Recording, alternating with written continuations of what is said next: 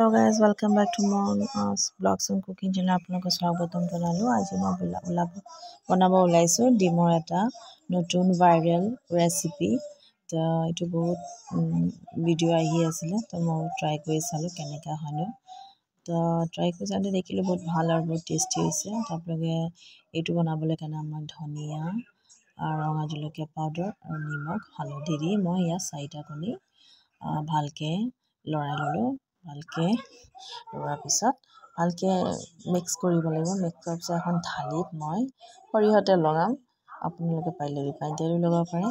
তো থালিখন বেছি ডাঙৰ হৈ গ'ল মোৰ, তো সৰু থালি ল'ব পাৰে। 4টা কণীৰ কাৰণে ইমান ডাঙৰ ঠাই নালাগে, বাট মই ডাঙৰ থালিয়ে ল'লোঁ।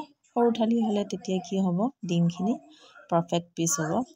তো মই অলপ ডাঙৰ হ'ল থালিটো, কিয়নো মই জুইত বনাব বিচাৰিছিলোঁ। তাত অলৰেডি ডেক্সিত পানী উতলি আছিলে। মই সেই হিচাপে থালিখন বহুত ডাঙৰ ল'লোঁ।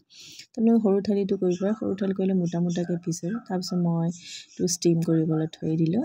তাৰপিছত ইয়াত মটৰ, আলু, টমেটো, আদৰক লচুন আৰু ইয়াত আছে ৰেড চিলি আৰু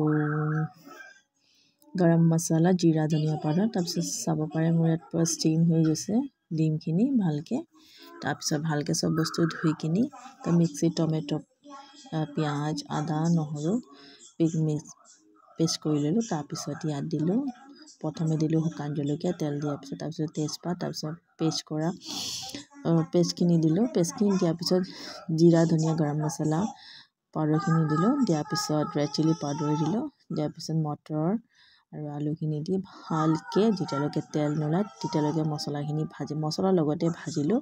চব্জিখিনি ভাজা হোৱাৰ পিছত মই ইয়াত ঠাণ্ডা পানী দিলোঁ। গৰম পানী দিব পাৰে, বাট মই ঠাণ্ডা পানীয়ে দিলোঁ। ঠাণ্ডা পানী দিয়াৰ পিছত চাব পাৰে চব্জিখিনি ভালকৈ আলুখিনি সিজি গ'ল। তাৰপিছত মই অমলেটখিনি পিচ কৰি থোৱা অমলেটখিনি তাত দি দিলোঁ। দিয়াৰ পিছত মই ধনিয়া দি গাৰ্নিছ কৰিলোঁ।